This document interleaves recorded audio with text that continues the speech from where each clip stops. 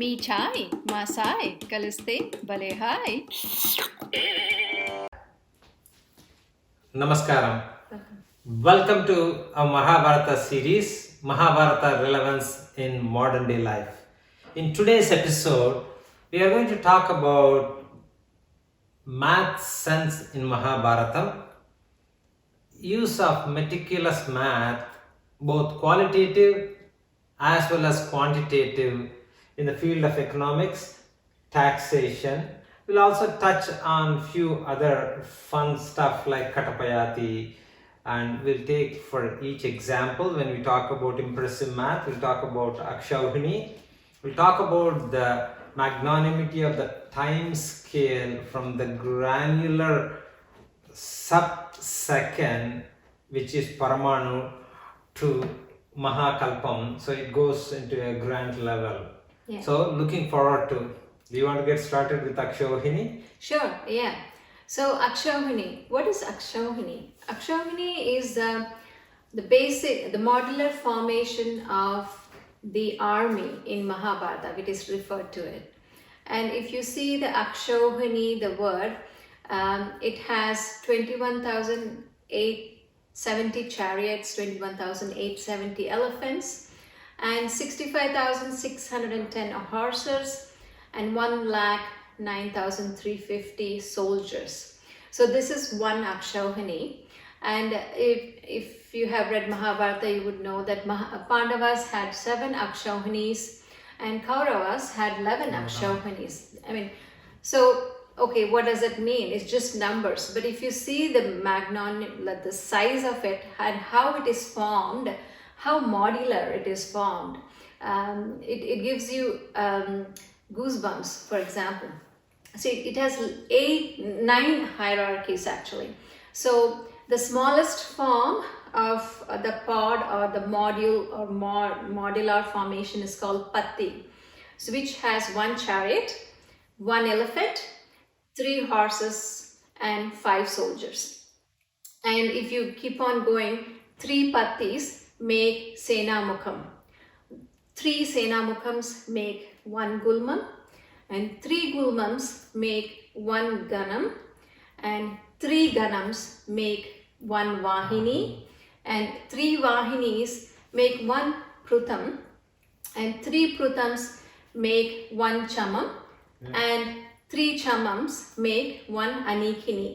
And I'll give a pause there. So you have like, it's an exponents for 3 times to the 8 over there, it is Anikini. And 10 Anikinis make 1 Akshouhini. So what does that mean is like 10 times of Anikinis, that is 3 to the power of 8 into the 10. And so that is a magnitude of number of what 1 Akshouhini is done. And why we are saying the different hierarchies is to kind of give you an example of how well thought, modular, well planned, foresight, the formation of the army it is done. And also, if you know, it's just not the module. Each module has a leader who's responsible for each of those units. So if you just add such a big magnitude of number of army was there in Kurukshetra fighting for 18 days. I know each day people died, it reduced it. And we wanted to just give you the number sense of how the thought was made to detailed planning. And because these numbers are important not only for the space, but for the food, there was also these are the people who are fighting. There were also people to cook the food, like the cook unit and all the enablers, we can say. That means you have the medical facility, you have the food, entertainment, and also making sure cleaning. All those different. So just imagine, like in a big vast piece of land, these many people were there for 18 days. And why we are saying, and how does it make relevance in modern day, is, there are many ways you can relate it. Like if you can totally relate it, the modular formation, whether you're a programmer, you code, the best way of coding, they say, is make it modular.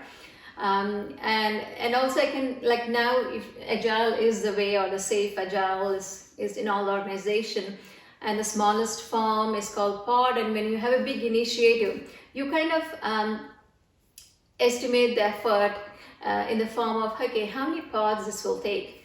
And just imagine to have some initiative which has a pods to 3 to the level of 8, 3 to the power of 8 formation. That's a big initiative to have that many number of pods. So, and you want to add something else for that? No, I think basically you talked about IT because we can relate it closely. When this agile way of working came, Scrum was that initial, and the pod formation is enabled, empowered unit. Yes. Was the pod. You can relate it to Pati. Yeah. But as you scale up, you need little bit more structure. So from Vahini to Anikini and Akshouhini, there are leaders. So there are Ardharada, Maharada, Athiradas there, and there is succession planning. That's where I wanted to briefly touch on. Sometimes we form the teams, there is that leader identified. I know that you went through the training, you're certified, you're doing Safe. projects in SAFE.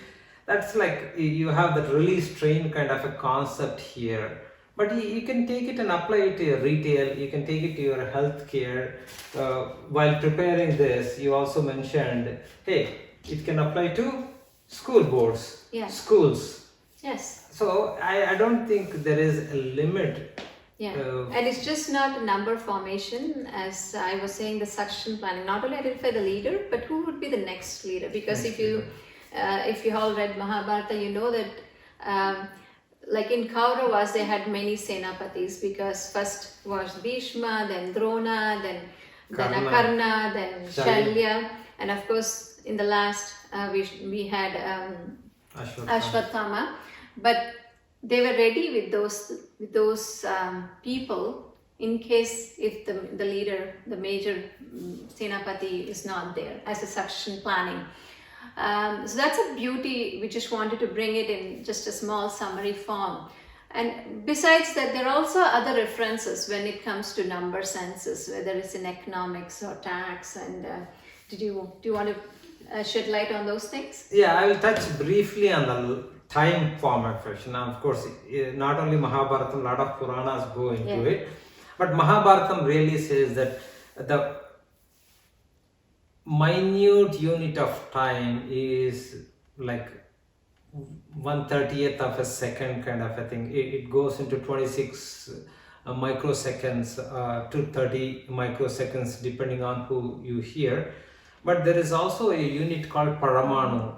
The Paramanu is the time it takes for the light to travel from one end of Paramanu to the other end of Paramanu. Whereas that, and from there it goes to trillions of years, that is where the Mahakalpam. We knowingly and unknowingly recite the time scale and then bring it to the current day and say, hey, we are in this geolocation and in this time scale. So in every day, some people, and every festival time, you say that Didiya Pararde Shweta Varaha Kalpe. So there are like in which kalpam that we are there, in which year that we are there, in which month we are there, we always zoom in to bring that. Similarly, we also say that there are the 7 big islands in this earth. Then we say that whether you are in India, Jambu Dvipam, or you are in North America, Krauncha Dvipam. So this always say that know your time, space and geolocation. Like you said, you always are aware of your surroundings. That is something that Mahabharatam touches on. And when it say the surrounding, you kind of identify which is the nearest water body around. I mean, even beginning of any puja, or even daily when you do the Sandhya Vandanam, or so you do specify where you are from space and time perspective and the nearest water body you have. Nearest water, but because Bhishma, after the end of the war, some days he doesn't have time. He does it as soon as he gets down Out from of the chariot, chariot. yes. So, while growing up, we used to say that Krishna, Kaveri, Godavari. So these are the major bodies of drinking water. So you're always conscious, careful, and know how far are you from your drinking water body. I'll briefly touch on taxation, right? In good times, how much should you be taxing? 1/6 of a person's income. In drought and other situation, how much you should tax. And also, when a country is in a formation stage, what kind of taxes you can levy or what kind of funds you can raise? Initial in kind of a capital, right? Like Capital. even if you can relate it to when you start a new organization or a startup, like an IPO type of a thing where you collect money. Or new countries formation. Yeah, new there are a lot of countries new too. countries Yeah. are being formed to inspire and communicate. Most importantly is how are you going to use this collected money and put them to the good use of the people. That is very well communicated. Yeah, and when Dharmaraja tries to form after the Kurukshetra war, because when after the war, all of the soldiers have killed, and they don't have much money. So that's where this description of how we can set up the government by providing certain percentage of your, not on a tax base, but one time giving to the government, so the government can form and in a way can help provide. I mean, they do have money there, how they distribute it, but whereas that Indraprastha formation, there is a fundraising. But these are example. We are not going to take it literally, they have money or not, but they discuss how and when to use that fundraising. Yeah. So I know that we talked about different fun type of math. I wanted to kind of touch on one more fun aspect is Mahabharatam is also called Jaya, Yes. and there is a way of denoting numbers through letters, and that is called Katapayati. For the if you remember, we did mention in a previous episode about Katapayati and also Akshouhini. Katapayati is a way of not only for Sanskrit language, but also it's used in music, in our classical music, to come out with the naming of the ragas. And of course, there are Janaka Raga, or the ragas which has all the 7 Sampurna ragas, Sarigama Padani, so all the swaras, 7 swaras. And from there, the child ragas or the Janya ragas are formed. Yeah. And then how are these different types of ragas are named, and it is named based upon the 72 male kartas. Yeah. And that is also the names, it's easily derived based upon Katapayati. Yeah. So coming back to Mahabharata, Mahabharata is called Jaya. And Jaya denotes a word 81, but Ankanam Vamato Gatihi. When you're reading a number in word form, you have to read from the other way. So it becomes 18, which is a significance of Mahabharata. Like in music also, briefly touching on it.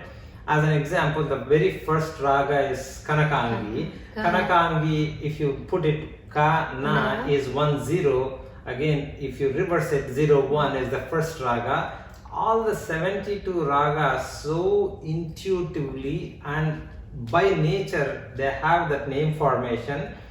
It's fun way to remember for any music lover or somebody.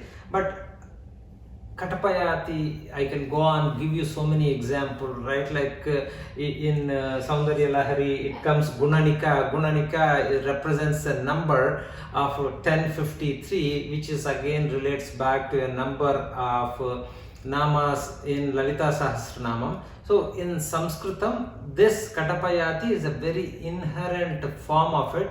It is intuitive form of it. Which it's very scientific. It's logical and scientific actually. It's easy to remember those numbers. Yeah, and even the ragas, they're kind of divided into 12 chakras. Like again, they're a categorization based upon certain characteristics. So that's very logical, scientific. It's just not a name for the sake of name. So numbers have been used not only in the language, Sanskrit language, in music, and the way of formation of the army. As we just mentioned about Akshouhini, how 9 levels: Patti, Senamakam, Gulmam, Ganam, Vahini, Putham, Chamam, Anikini, and also Akshouhini. So just try to research. If you didn't read Mahabharata, but just try to refer and research in Wikipedia and all other places, just to know about the magnitude and magnanimous of the time, space, and numbers that has been used in our Mahabharatam and Sanatana Dharmam, or even in our own culture for that matter. So that's what we wanted to bring to you guys, as we promised. We wanted to expand about Akshouhini and Melakarta and other tax and other economics part. Hope you found this was helpful, and please provide your feedback and support, and we will come back with another episode. Yeah, as a reminder, explore Akshouhini, explore Katapayati, explore time scale, and see how beautifully these things are presented, and enjoy it yourself and share it with someone who may not be familiar with this. They will enjoy along with you. Thank you very much.